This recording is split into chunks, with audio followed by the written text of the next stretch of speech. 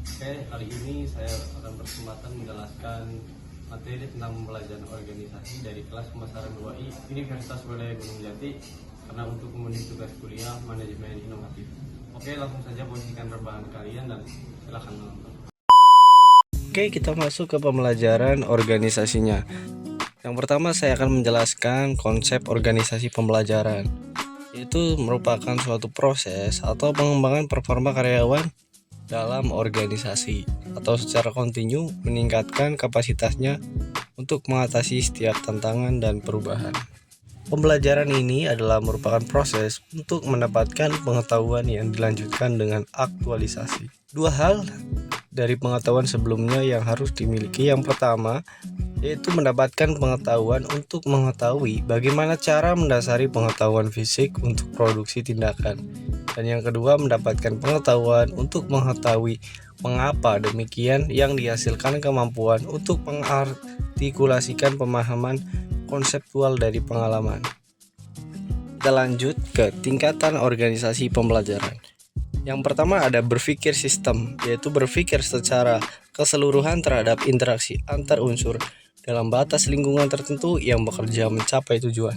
Kemudian ada personally mastery, yaitu upaya keahlian terus-menerus dalam mengklarifikasikan visi pribadi, visi organisasi, memutuskan energi, mengembangkan kesabaran, melihat dengan objektif, dimulai dari hal yang sungguh-sungguh bagi organisasi. Lanjut mental model, yaitu kemapanan sikap atau mental atau model mental yang dimulai dengan penguasaan pribadi yang tinggi dalam keadaan hidup selalu belajar. Selanjutnya ada pembelajaran dalam tim dimulai dengan dialog, merupakan kemampuan anggota tim untuk menunda asumsi dan masuk ke dalam pikiran bersama secara murni. Dan yang paling terakhir yaitu membangun visi bersama. Penyataan perjalanan terus-menerus sepanjang berhubungan dengan visi kepemimpinan yang memberi inspirasi pada organisasi, merupakan kapasitas untuk berpegang pada gambaran bersama akan keadaan yang ingin diciptakan di masa yang akan datang. Selanjutnya ada teori pembelajaran dalam organisasi. Yang pertama ada operant conditioning atau Skinner. Yang kedua ada classical conditioning dan yang ketiga ada social learning theory. Apa itu operant conditioning? Yaitu kondisilah yang membuat perilaku orang mau belajar secara sukarela untuk memperoleh imbalan atas prestasi atau kegagalan atas kesalahan yang diperbuatnya. Dan classical conditioning yaitu menurut Ivan Pavlov, ahli fisiologi Rusia, melakukan eksperimen dengan mengajarinya anjing untuk merespon suara lonceng. Ia menemukan suatu kesimpulan bahwa apabila kondisi tidak stimulus, maka tidak akan merespon terhadap suatu objek yang menjadi fokus perhatian atau sebaliknya. Dan social learning theory yaitu menurut Robbins menguraikan tentang social learning bahwa orang atau masyarakat akan melakukan pembelajaran melalui pengamatan dan pengalaman secara langsung tentang terjadinya masalah atau objek. Pembelajaran masyarakat yaitu dimulai dari proses memperhatikan atau attentional proses, kemudian ada proses mengingat atau retrieval proses, dan kemudian ada proses mesin untuk meniru atau reproduction proses, dan kemudian proses pemberdayaan atau penguatan yaitu reinforcement proses. Selanjutnya ada teori pembelajaran dalam organisasi. Yang pertama ada operant conditioning atau Skinner.